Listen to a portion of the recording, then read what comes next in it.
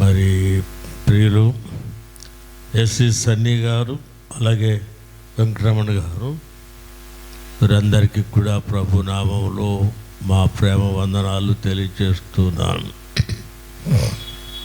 నేను పెద్ద వర్తమానికుని కాదు, విద్యావంతుని అంతకంటే కాదు.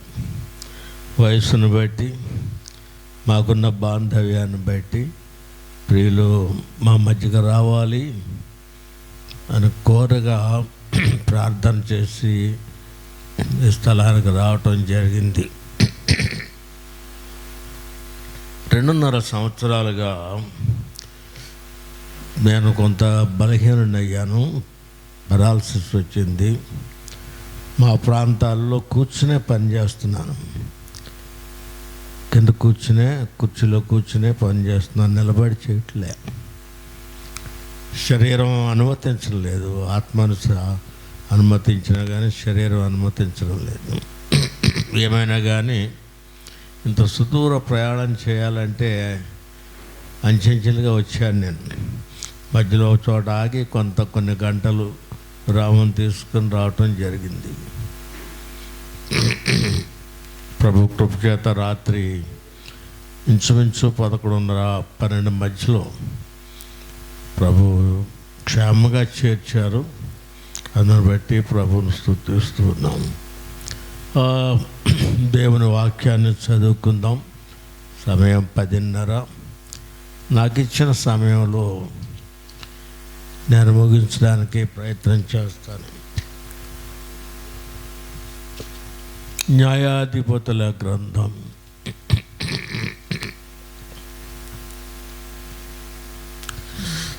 10వ అధ్యాయం 6వ వచనం నుంచి 18 వరకు ఉన్న 13 వచనాలు కొత్త ప్రత్యుత్తరాలుగా చదువుకుందాం. దయచేసి ముందుకు వచ్చి కూర్చుంటే వెనక వచ్చిన వారు వెనకాల కూర్చోవటానికి బాగుంటుంది.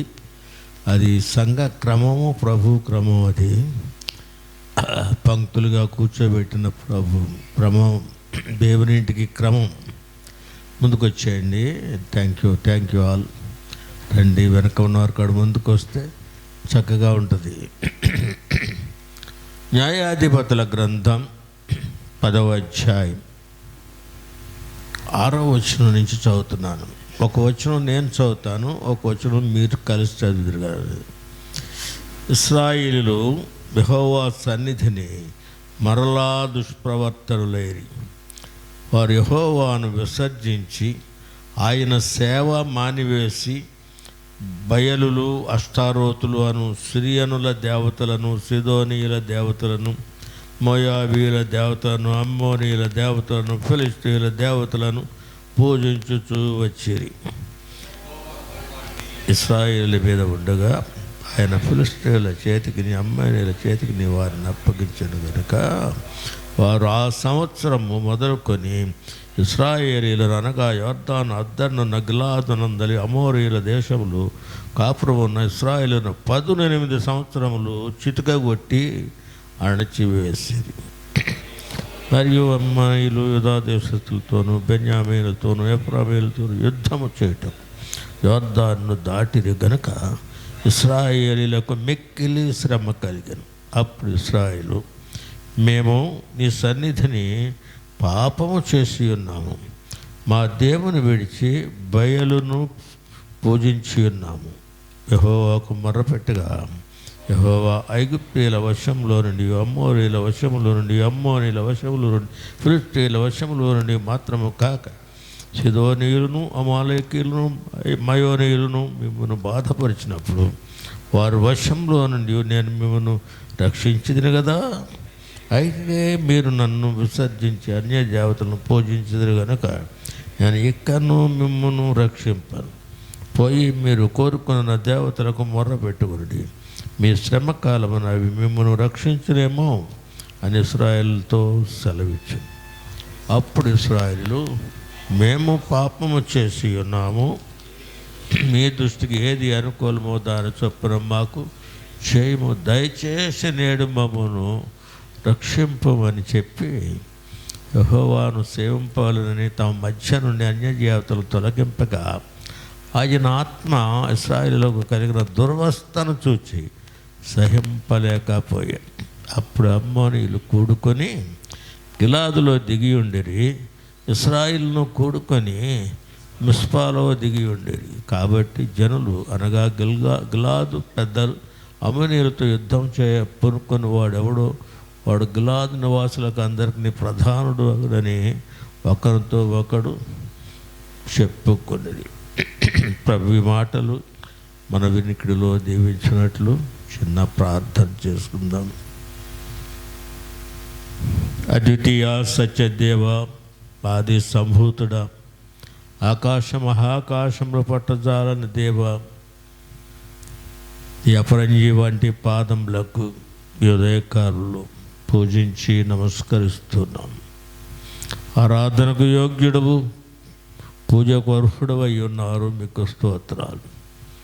నీవు నామమైన ఉచ్చరించడానికి చాలని నన్ను మమ్మును తగిన కాలంలో మీరు దర్శించారు. మా రక్షణ కొరకే తలపోసి రక్షకుడిగా అవనికి వచ్చారు. రక్షణ కార్యాన్ని నెరవేర్చారు.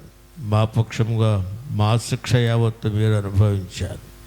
మీ మరణ పునరుద్ధారముల్లో నిన్ను ఆశ్రయించిన మాకు పాపక్షమాపణ, గొప్ప రక్షణ, పరలోక స్వాస్యం, నిత్యజీవం, నీ విడుదలయ్యే ధన్యత ఉచితముగా మాకు అనుగ్రహించారు. మీకు స్తోత్రాలు చెల్లిస్తున్నాం. సారిసారికి తండ్రిగా మీరు మమ్మలను పరిశోధిస్తూ వెంటాడుచున్నందుకే మీకు వందనాలు చెల్లిస్తున్నాం. ఏర్పరచబడిన ఈ 2 దినాల ప్రత్యేకమైన కోడికలను బట్టి మీకు వందనాలు. కొన్ని దినాలుగా ఈ సభల కొరకు ప్రార్థిస్తూ వచ్చాం. నీ తలంపులు మాకు దయచేయండి, నీ తలాంతులు మాకు అనుగ్రహించాలి. మీరు మహిమ పొందమని, మీ ఆత్మ కార్యాలు మా మధ్య జరిగించమని, మీ ఆత్మ స్వాధీనంలో మమ్మల్ని నుంచి మీ సారథ్యంలో, ఆత్మ సారథ్యంలో మమ్మల్ని నడిపించమని మా ప్రభు అయిన క్రీస్తు యేసు కృప గల నామములో ఆశ్రయించి వేడుకొని ప్రార్థిస్తున్నాం తండ్రి, ఆమేన్. వాస్తవానికి నా మధ్యాహ్నం వరకు కూడా నేనేమి ఆలోచన పెట్టలే. ఇక్కడికి వెళుతున్నాం, 2 స్పీకర్స్ 3 స్పీకర్స్ని పెట్టారు. ఊరికే నా పేరు వేశారు. నన్నంతగా శ్రమ పెట్టరులే అనే భావంతో ఉన్నాను. ఎందుకంటే ఆయన మా అల్లుడు గారు కనుక, సుందరరావు గారు మాకు అల్లుడు. ఈ పెద్ద ఆయన ఎందుకు ఇబ్బంది పెడతాం, ఇంత దూరం తీసుకొచ్చి అని అనుకున్నాను. కానీ ముందే నన్ను పెట్టారు. నేను అనుకుంటున్నాను, ముందు వర్తమానం ఇచ్చేస్తే ముందు వెళ్ళిపోవచ్చేమో అనుకుంటున్నాను నేను. సాధారణంగా ట్రైన్స్ ముందు వచ్చింది వెనకెళ్తుంది, వెనకొచ్చింది ముందు వెళ్ళిపోతూ ఉంటుంది. ఈ ట్రైన్ అలా కాదు, ముందు వచ్చిన ట్రైన్ ముందే వెళ్ళిపోతుంది కదా, వేగంగా. మంచిది. 10:30 సమయం అయింది. దేవుని వాక్యాన్ని మనం చదువుకున్నాం. న్యాయాధిపతుల గ్రంథం నుండి 10వ అధ్యాయంలో 6 నుంచి 18 వచనాల వరకు మనం చదువుకున్నాం. నేను అంత విద్యావంతుడే కాదు, అంత పెద్ద విశ్వాస్యత కాదు నాది, అంత పెద్ద అనుభవం కూడా నాకు వాక్యానుభవం లేదు. వైద్యానుభవం ఎక్కువ నాకు వాక్యానుభవం కంటే. 40 సంవత్సరాలుగా వైద్యం అందించాను ప్రజలకి. ప్రభు చేత పట్టబడి ఆత్మీయమైన వైద్యం చేయటానికి ప్రభు నన్ను ఎన్నుకున్నారు. అది విడిచిపెట్టి ప్రభు పనికి రావటం జరిగిందండి. కనుక వాక్య విషయంలో నేను బాలుడనే.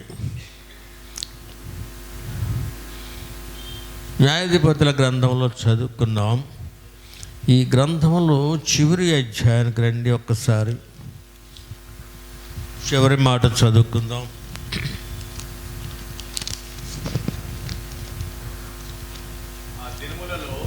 ఓకే. ఆ దినములలో ఇశ్రాయేలులకు రాజు లేడు, ప్రతివాడును తన ఇష్టానుసారంగా ప్రవర్తించుచూ వచ్చాను.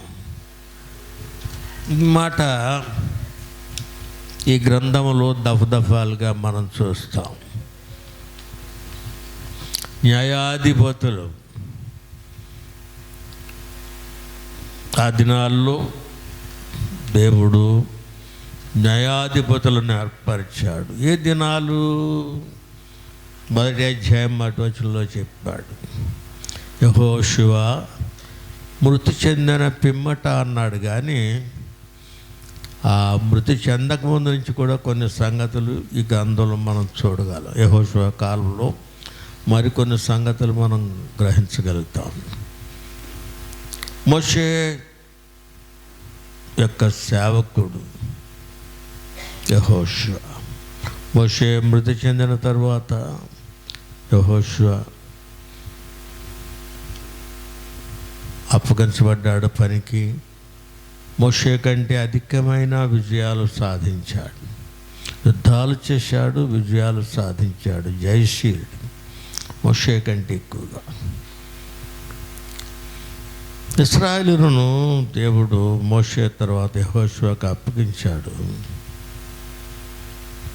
వారు అనేక పర్యాములు దేవుని చేత రక్షించబడి, విడిపించబడి, నడిపించబడ్డాడు. కానీ అనేక పర్యాములు వారు మర్చిపోయారు. ఆనాటి ఇశ్రాయేలు దేవుడు ఆయన చేసిన మేళ్లను, ఉపకారాలని, ఆయన ఇచ్చిన విడుదలను లేక విమోచనను వారు మర్చిపోయారు. మాటికి మర్చిపోయారండి వారు. ఈ న్యాయాధిపతుల గ్రంథం దేవుడు వారి కొరకు న్యాయాధిపతులను పుట్టించాడు, నియమించాడు అనే మాటలు ఈ గ్రంథంలో మనం చూడగలం.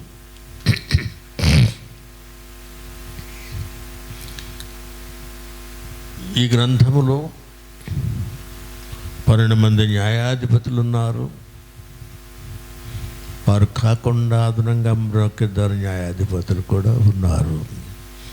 సమూయేలు గ్రంథంలో, మొదటి గ్రంథంలో ఆ సంగతులు మనం చూడగలుగుతాం. దేవుడు రక్షకుడై ఉన్నాడు. ఆయన దేవుని పిల్లల రక్షణ కొరకు తలపోసి రక్షణ సిద్ధపరిచిన వాడు ఆయన. భౌతికంగా ఈ లోకంలో మనం జీవిస్తూ ఉంటుండగా మనకు రక్షకులు కావాలి, న్యాయాధిపతులు, నాయకులు, రక్షకులు కావాలి. ఆయా కాలంలో దేవుడు కొంతమందిని రక్షకులుగా పుట్టించాడు, న్యాయాధిపతులుగా వారిని పుట్టించాడు. సందర్భాలు మనం ఎరిగినవి.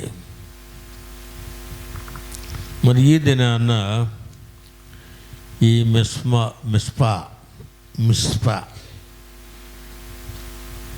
ప్రార్థనా మందిరంలో, క్రిస్టియన్ అసెంబ్లీ ప్రార్థనా మందిరములో కూడుకొని ఈ ప్రత్యేకమైన కూటాలు మనం నిర్వహించుకొని చూడగా నా సాయంకాలపు సందేశం న్యాయాధిపతుల గ్రంథంలోంచి కొన్ని సంగతులు మనం ఎరుగున్న సంగతులే కలిసి మీతో ధ్యానం చేయాలని ప్రభు ఇచ్చిన తలంపు మేరకు దీని మీద మన ధ్యానం ఉంచుదాం. 10వ అధ్యాయంలో చెప్పాడు, వారు కూడుకొని 17వ వచనంలో చెప్తాడు, అమ్మోనీయులు కూడుకొని గిలాదులో దిగి ఉండిరి అన్నాడు, ఇశ్రాయేలును కూడుకొని మిస్పాలో దిగి ఉండిరి అన్నాడు. గిలాదును గురించిన ఆలోచన కాదు మనది ఇప్పుడు, మిస్పాను గురించిన ఆలోచన. ఈ మందిరం పేరేమిటి? మిస్పా మందిరం, మిస్పా క్రిస్టియన్ అసెంబ్లీ అట. నా పాంప్లెట్లో నేను చూసినప్పుడు నేను కొంచెం లేట్గా చూశాను పాంప్లెట్. అంతకుముందు నుంచి నాకు కొంత పరిచయం ఉన్నా కానీ అంత దృష్టి పెట్టలేదు నేను దాని మీద. లేట్గా చూస్తే మిస్పాలోని ప్రియులు, దేవుని ప్రియులు అని ఆహ్వానించేవారని పేపర్లో వేశారు. పైన యోధా 1:23 శరణం అనుకోండి. ఒకటేంటి, యోధా పత్రిక ఒకే అధ్యాయం కదా, అధ్యాయం ఒకటే, వచనం వేశారు. రక్షణను గురించిన సందేశం ఆ పత్రికలో వెలువడినప్పుడు ఆలోచన చేస్తూ వచ్చాను, ప్రభు ఏం చెప్పాలి. ఇక్కడికి వెళుతున్నాం, 2 యోధులు ఉన్నారు, బలవంతులు వారు, కత్తి సాము చేయగలిగిన వారు వాళ్ళు.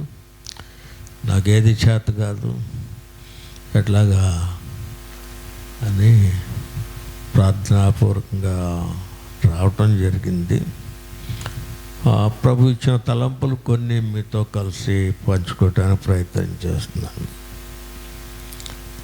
ఈ అధ్యాయంలో సారిసారికి ఇశ్రాయేలీయులు యెహోవా సన్నిధిని మరలా దుష్ప్రవర్తనలైరి. ఇశ్రాయేలీయులు వారి ప్రవర్తన,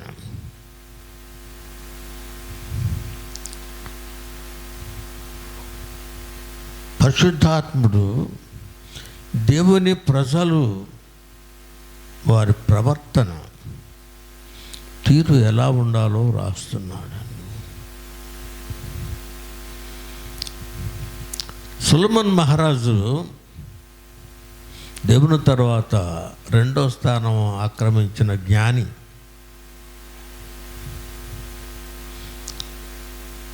ప్రసంగి గ్రంథం 5వ అధ్యాయంలో చెప్తాడు, మీరు మీ దేవుని మందిరమునకు పోవునప్పుడు ఏమండి దేనికి ప్రాధాన్యత ఇచ్చాడు? ఒక రాజుగా, ఒక అధిపతిగా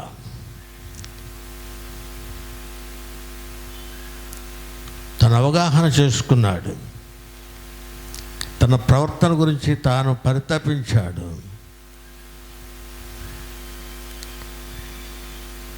మీరు దేవుని మందిరమునకు పోవునప్పుడు మీ ప్రవర్తన ఏది ప్రాముఖ్యం? దేవుని ఇంటిలో ప్రాముఖ్యమైనది ఏది? ప్రవర్తన. అంటే దేవుని మందిరానికి పోయినప్పుడైనా మన ప్రవర్తన వెలపట, మనం పనిచేస్తున్న మన సంఘాల్లో, మనం పనిచేస్తున్న మన ప్రయాణం చేస్తున్న మన ప్రయాణాల్లో, మనం ఉద్యోగం చేస్తుంటే మనం ఉద్యోగం చేస్తున్న కార్యాలయాల్లో, ఎక్కడైనా కానీ ఏదైనా కానీ ప్రవర్తన ప్రాముఖ్యమైనది, చాలా ప్రాముఖ్య విలువైనదండి. ఇశ్రాయేలీయులు వారి ప్రవర్తనలో చెడిపోయారు. ఏ కోణంలోనైనా వారిలో పరివర్తన కొరకు ప్రభు ప్రయత్నాలు చేస్తున్నాడు. సారికి వారిని పరామర్శిస్తున్నాడు, పలకరిస్తున్నాడు. అనేక పర్యాయములు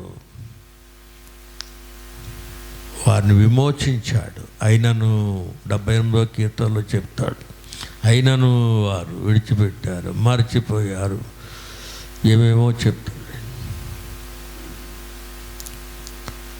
ఈ న్యాయాధిపతుల గ్రంథంలో కూడా మనం చూస్తున్నాం. తోలా న్యాయాధిపతిగా ఉన్న దినాల్లో దేవుని ప్రజలు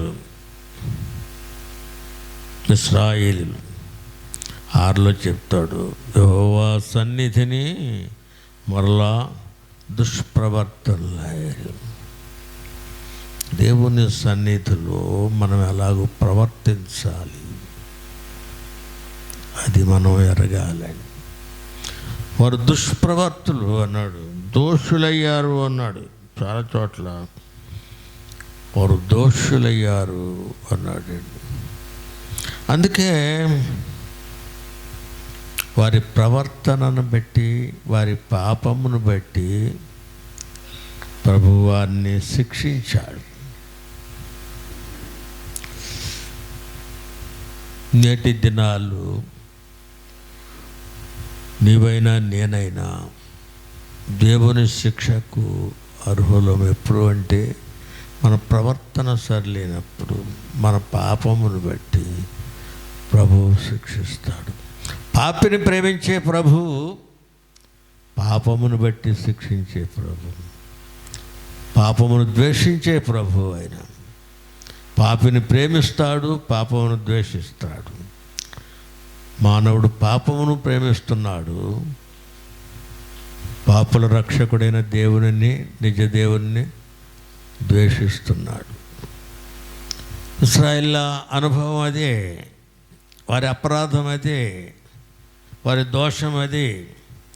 6లో చెప్తాడు, వారి యెహోవాను విసర్జించిరి అన్నాడండి.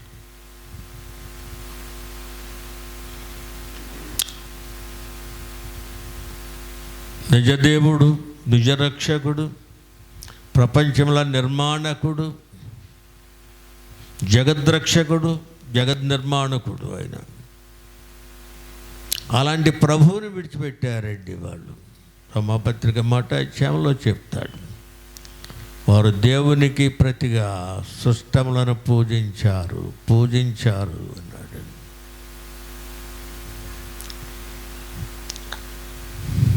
భయంకరమైన పాపం ఇశ్రాయేలు పాపం ఏదండి? ఏదంటారు మీరు? పూజించకూడని వాటిని పూజించారు. ఏది దేవుడు కదా, తెలిసే లోకము తెలియక చేస్తుంది.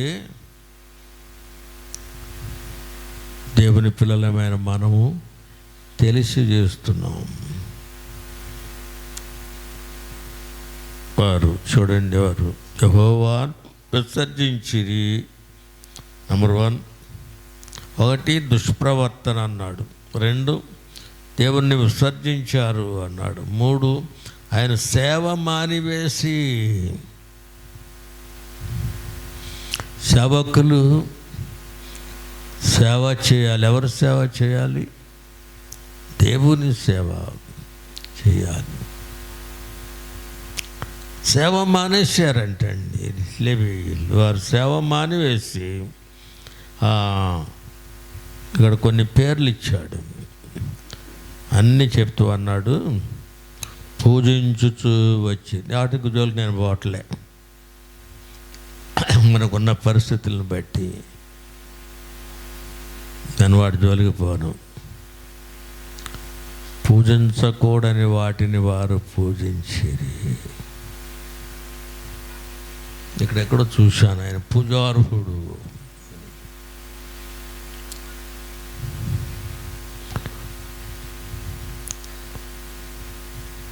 రోమపత్రిక 9:5 కూడా చెప్తాడు, సర్వయుగములకు రాజయ్యున్నవాడు అని. పూజార్హుడైన వాడు మన ప్రభువు. ద్వితీయోపదేశ కాండంలో కూడా మనం చదువుతాం ఆ మాటలు. దినవృత్తాంతాల గ్రంథంలో 16వ అధ్యాయంలో కూడా ఆ సంగతులు మనం జ్ఞాపకం చేయబడతాం. ఆయన పూజార్హుడు. కీర్తనల గ్రంథంలో 96 కానీ 95 కానీ అలా మరికొన్ని చోట్ల. మత్తయి సువార్త 2:2 అంటారు, యూదుల రాజుగా పుట్టినవాడు ఎక్కడా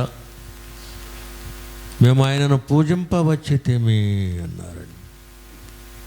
తూర్పు దేశపు జ్ఞానులు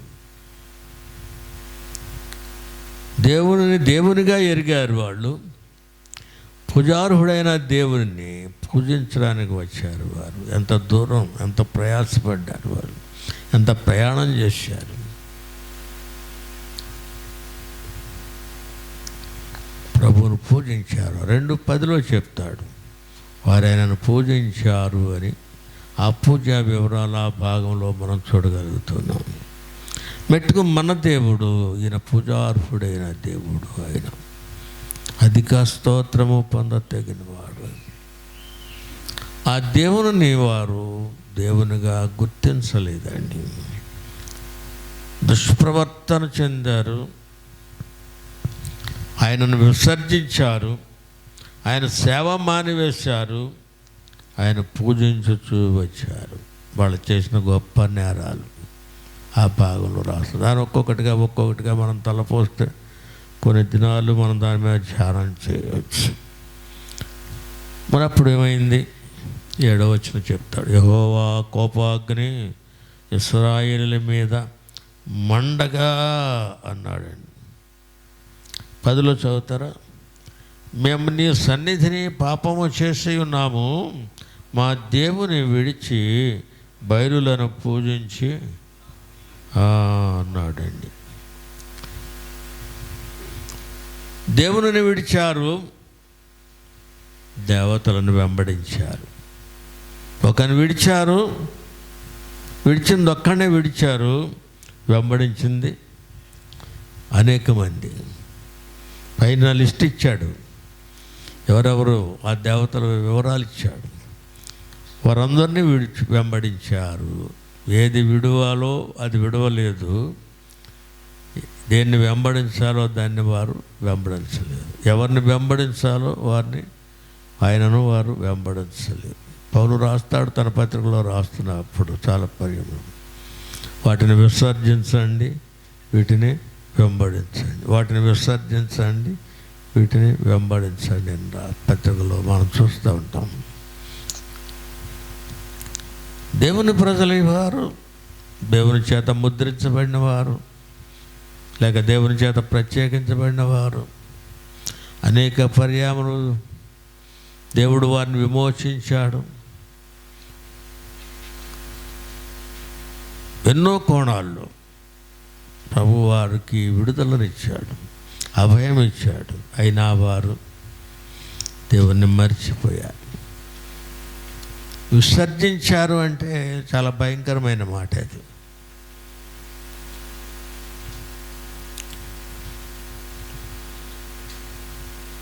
ఇశ్రాయేలే ఎవరు? వారు దేవుని పిల్లలే. అనేక విషయాల్లో దేవుణ్ణి విడిచేవారు ఉన్నారు. ఘోరమైనది ఏంటంటే వారు దేవతలను పూజించుచూ వచ్చిరి అన్నాడు. ఆ కారణం చేత దేవుని కోపం మండింది. వాస్తవానికి దేవుడు కోపించుతూనే వాత్సల్యత చూపించే దేవుడు. ఎబ్రీ 12లో చివరి మాట చెప్తాడు, దేవుడు దహించు అగ్ని అయి ఉన్నాడు. దహించు అగ్ని. ఆయన ప్రేమస్వరూపి, కోపించుతూనే వాత్సల్యం చూపించేవాడు. అదే సమయంలో ఆయన దహించు అగ్ని అని అన్నాడు.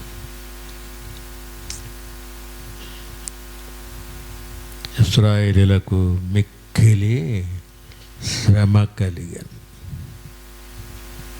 ఆ కారణం చేత దేవుని పిల్లలకు ఏమొచ్చినాయండి? సామాన్యమైనది కాదట, మిక్కిలి శ్రమ అన్నాడండి.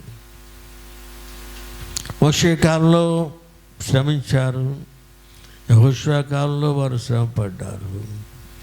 తిరిగి న్యాయాధిపతుల కాలానికి వచ్చినప్పుడు అప్పుడు కూడా వారు శ్రమలోనే ఉన్నారండి. దేవుని పిల్లలకు మన ప్రభు ఇచ్చిన అభయం ఏంటంటే, లోకములో మీకు శ్రమ కలుగును, నేను లోకమును జయించి ఉన్నాను అన్నాడు. ఆ విజయము విశ్వాసమే అన్నాడు. దేవుని పిల్లలైన వారికి శ్రమల్లో విజయాన్ని ఇస్తున్నాడు. కీర్తనకారుడు అంటాడు, శ్రమలు నాకు మేలాయను అన్నాడండి. ఎవరికి మేలు? దేవుణ్ణి వెంబడించే వారికి, దేవుణ్ణి అనుసరించి నడుచుకునే వారికి మేలండి. దేవుణ్ణి విసర్జించిన వారికి కష్టం అండి, చాలా శ్రమ, మిక్కిలి శ్రమ అన్నాడండి.